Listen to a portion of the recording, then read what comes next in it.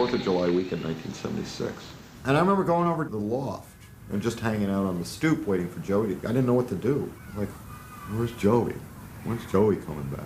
So he came back and he said, no, Les, they really, really liked us. You know, I said, really? I was like, wow, you know, that's great. I didn't have any understanding of how significant and important it was. It was just, oh, someone didn't throw bottles at you. That's great, you know.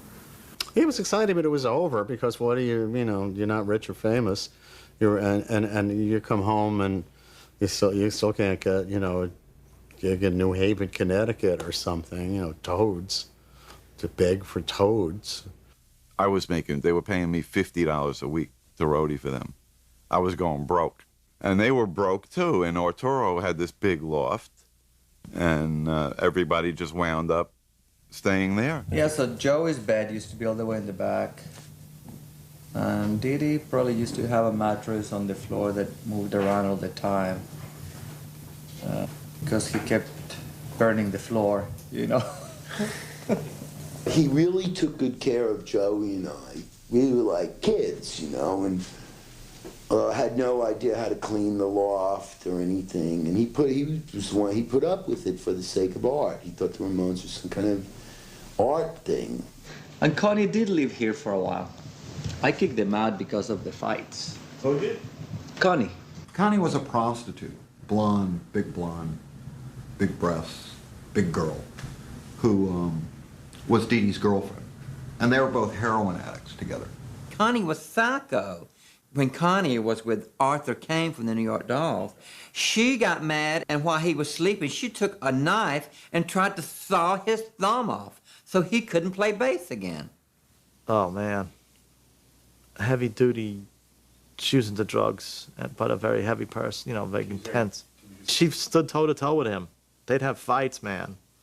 I remember once Dee Dee took like a $50 and stuck it in his fist with it sticking out and hit her, you know?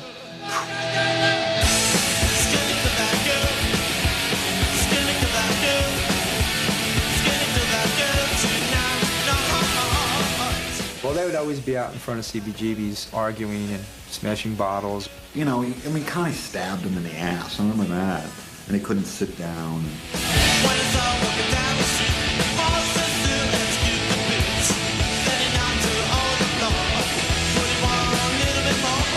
My job, actually, was to keep Connie out in the parking lot while they were playing shows. It was kind of tough for me because John would be trying to get me to keep Connie away from them. And then on the other hand, Dee Dee, she was his girlfriend. You know, some girl was always trying to steal Dee Dee off. And I think that's basically the fights between him and Connie were about. And Connie was very protective of her man, who was becoming this rock star.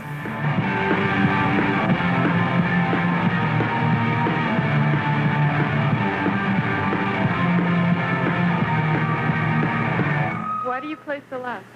We like that. I don't know, you know. Yeah?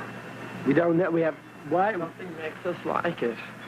We don't have any control over it. Joey had to become a rock star because he stuck out anyway. So he had to do something with this. Instead of getting, you know, shit on by people, he had to become, you know, I don't think he really had a choice.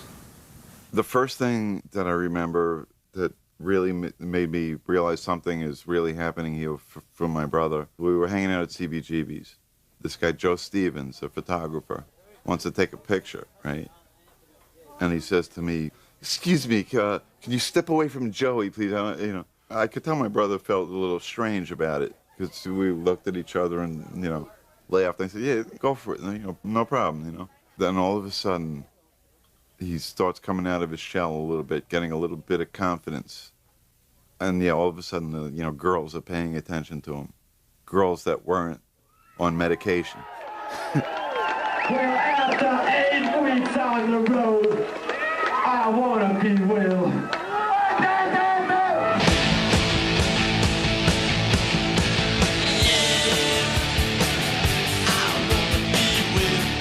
Every city was a goddamn struggle. Boston, Rochester, New Haven, Philadelphia. The United States, they were stunted here. It was horrible, you know? You couldn't get on the radio. The media here was like against them. We were always kind of getting blacklisted because I guess the industry didn't want the boat rock. I guess they were hoping that we would kind of disappear, you know? We always played some place where no band had ever played before. Remember, a lot of the places we play would still have the disco balls on the ceiling, you know?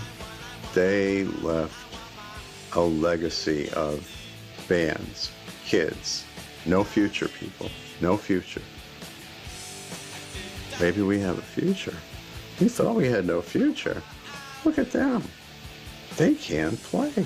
They're terrible. They don't know more than 3, no, maybe 2 notes. But look, this is exciting. They're big, they're famous, everyone's here. They can get laid. Let's start a band. And I swear to you, every place we went to, there were bands that did not exist when the Ramones first played there, and when they came back, they did. You're Pied Pipers out there. And of course I felt that we're the best at what we do. I couldn't see another band out there and say this band's better than us. So it's King of the Hill. Well, actually, for that one moment in time, I did think someone was as good, and that was The Clash. On the second album tour, I go, shit, these guys are as good as us. Joey got White Riot. It is single. And we took it out of the sleeve, and Joey put it on this little record player.